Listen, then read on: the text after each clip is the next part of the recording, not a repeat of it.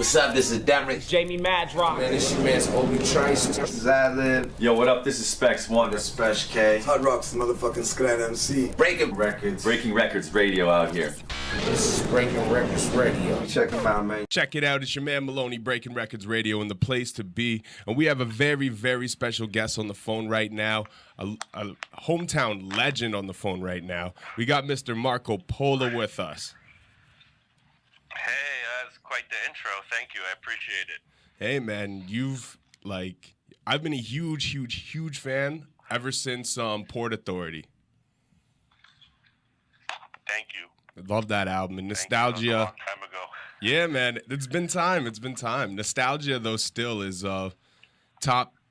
It's hard to off the top, but top 20 to top 30 best hip hop songs of all time, in my opinion. Damn, I appreciate that. It's funny you say that. I mean, I'm blessed that that song exists. It definitely helped get my name on the map. But really, it kind of ties into, that was the whole catalyst for me and Masta to do a full album. So, yeah, man. Yeah, God bless Nostalgia. I was actually curious about that, too, if that was kind of what catapulted the whole thing to go forward. Yeah, it kind of did. Like, we did that song, and we did the video, and Ace was like, yeah, video's cool, but then, the response to it was so overwhelming, and, the video's almost at 8 million views now. It was definitely a fan favorite. So over the years, I started DJing for him on the road, and me being the youngster, I got a lot of respect for the OGs, so I wouldn't be like, yo, Ace, we should do a whole album. So over time, it kind of naturally happened where he brought it up, and I was like, of course, let's do it. And we just connected schedule-wise finally. I started making beats specifically for him, and we finally knocked it out. Yeah, because you make a lot of real hardcore street type beats as well too. So you almost do have to get in a certain pocket and zone to produce specifically for Ace, eh? You hit the nail right on the head with that. Absolutely. After Port Authority, I kind of went real street, New York gritty, double barrel execution, seize the day with Hannibal Stacks, and I kind of had to, like I said, go into a different zone. Because Ace is a very lyrical, conceptual MC, and while he still likes hardcore beats, he's very much a storyteller and wants to make you think. And I had to put a lot of thought into making beats with a lot of emotion that would bring out the songs that ended up on the album. So yeah, it was a challenge, but I love it. And also for me as a producer, it's important to show that I'm not a one-trick pony. Like, yeah, I can make some head nod, stab you in the face type of beat, but I could also, do other things as well. Yeah, 100%. And I think even just the balance you show on Port Authority really shows that too, because you got joints like Speak Softly on there, you know what I mean? Which the way JoJo wrecked it, it's still hardcore, but the beat itself, you know what I mean? It's kind of more, the sample, a little more soulful and stuff, and then obviously Nostalgia, stuff like that. But then you got stuff like The Radar with Large Pro, which is just that's literally stab you in the face type beat right there.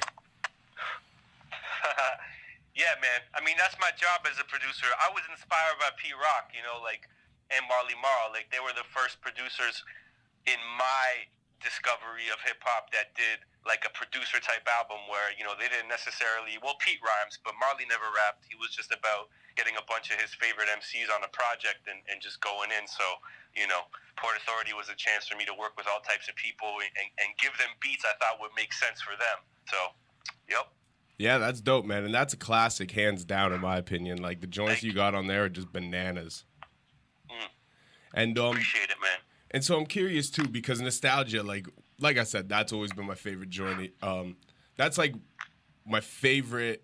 That's in my top probably 2 or 3 favorite Masta Ace joints. It might even be my favorite.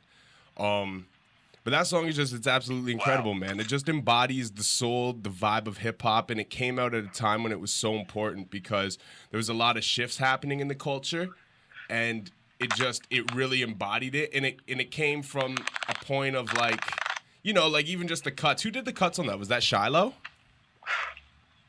No, that was actually DJ Lynx, another Toronto hometown hero. Okay. He did the scratches on Nostalgia. Shouts to Lynx of Mixtape Massacre fame, and he's done a lot of scratches for me over the years. He's been down with me since day one, and he has some scratches on the Brooklyn Story as well, just like Shiloh does, of course. Okay. Dope. Yeah, man, like, and even the cuts he used just with the stuff that Ace was saying, you know, the end with that sermon, like, this might be my last, and just, like, the way the drum, like, that song there, it just... There's a story behind that. Sorry to cut you off, is that when Ace did that record, just like most rappers, they always go through their moments where, I think this is my last record, and he kind of wrote that like it might be his last song, so we kind of went with that vibe. Lynx found all the Juice Crew scratches, and you know, we kind of just like, that's our job, you know, like, and there's such a big difference between a beat maker and a producer. It's like, it's one thing to make a really hot beat, but it's another thing to turn that into a fully realized song. And Ace laid the verses, and then he gave it back to me, and he's like, yo, I don't have a chorus idea. Like, let's, you know the vibe, take it from here. And then, you know, Lynx really, really sat down and dug in the crates to find those lines to, you know, to make it complete and give you that finished, you know, song type vibe. So.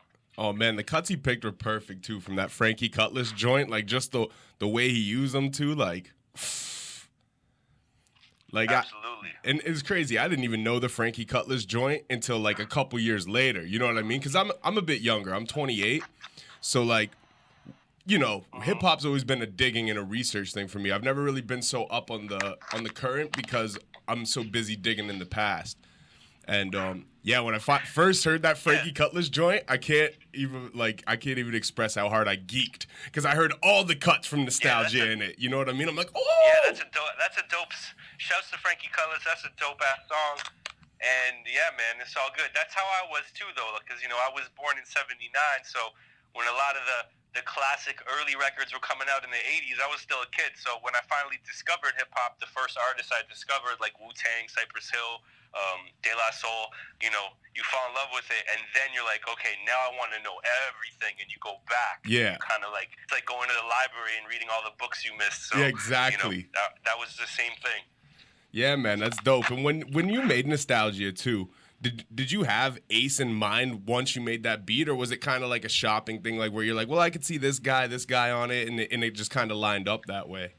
Yeah, no, honestly, for that one, I can't say I made it for Ace. There was just a beat that I made that I thought was dope, and it was on a CD, one of the first CDs, if not the first beat CD I gave to Ace. Oh, really? And I guess it just spoke to him. Yeah, and it was a real skeleton track, too. Like, there's a bunch of sounds that come in on the hook, and I actually played all of that after he laid his bars. It was a real skeleton, just like the parts where he's rapping his verses was really the beat. Yeah. There was no hook sound, so none of that like, extra stuff.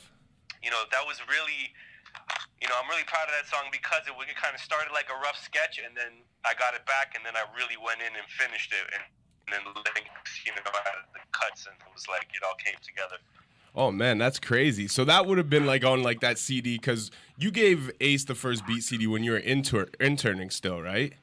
Mm-hmm. And is that the same place you're interning? Like, there's the Dad's Talk skit on the new album, and it's kind of like a reinterpretation of you talking to your dad about moving to New York, right? Yeah, man. That, like, a lot of those skits are pretty factual in the sense of what happened. Like, I moved to New York in 2001, literally 3 months after 9/11 happened. So my dad was definitely kind of like, what is going on? Like, he didn't stop me, obviously, but, you know, I come from an Italian family, Italian immigrants, you know, born in Italy. They moved to Canada, and to tell my pops I'm going to New York to become a hip-hop producer, it's kind of hard to process sometimes culturally when you're like, you know, what they don't even know what that is. Like, yeah.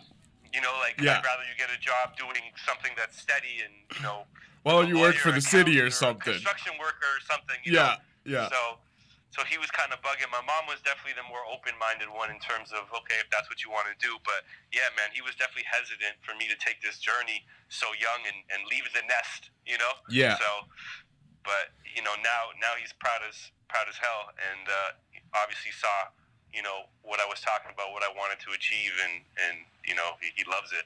That's incredible, man. And that's actually, since you brought your mom up, that's one thing I wanted to ask about as well, too, because when you and Master Ace did the Elma combo back like maybe 4 or 5 years ago, maybe 5, 6 years ago, But I was rocking front row, you know what I mean? Especially when Nostalgia came on. So you were right beside my mom. I was just going to say that. I met your mom that night, and she was so proud of you. She's like, that's my son. That's my son. And I'm like, holy shit. Dude, I'm so blessed. I have the best parents. Yeah, my mom is so into it, and she reps extra hard, and she's always at shows. If I do shows here, she's always there, and she just loves it. She loves it. She loves music, so, she gets a lot of love, too, just from going to events. She's always wearing the Marco Polo T-shirts, and I think, it's great, man. Yeah, man. No, she was awesome. She reminded me a lot of my own mother, too, because, like, my mom don't come out to all shows, but the ones she comes out to, she's up there, dancing and representing and just... No, but I thought that was fucking awesome. She was so proud of you that night. And that's why I did actually want to bring that up, but you actually gave me the segue to do it. I wasn't sure if I was going to, but that's super cool, man. That's super cool. Absolutely. And so, so that's nuts. So when you gave the first beat CD to Ace, like what Do It Man would have been on, like Nostalgia would have been on like one of those CDs? I think, honestly, that both those beats were on the very first beat CD. Me and Ace, we can't confirm 100%, but I feel like the first CD I gave him had both those beats on it. And from what I remember, the story goes like this.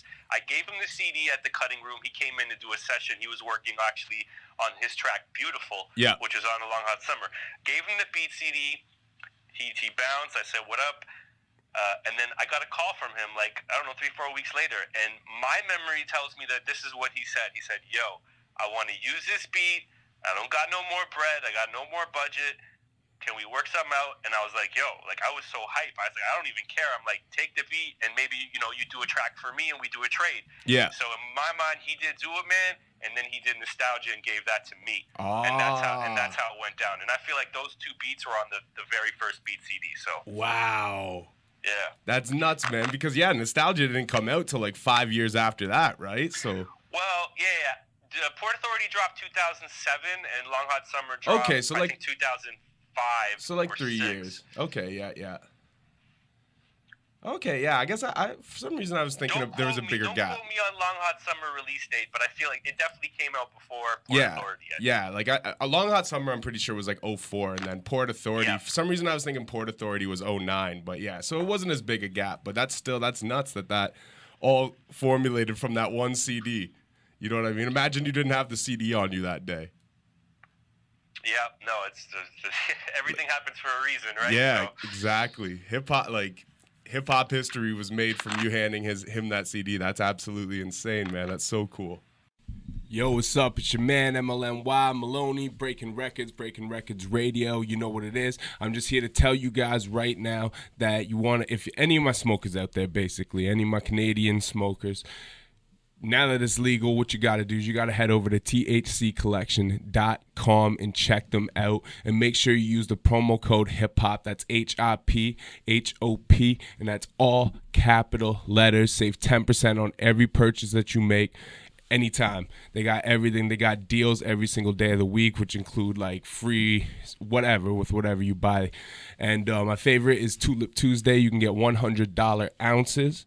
And that's only on Tuesdays, and you save 10% on every purchase with the promo code HIPHOP, all caps. That's HIPHOP. So make sure you go over there, check them out. That's thccollection.com for all your good medible needs, for all your good greenery, your extracts, and all that good stuff.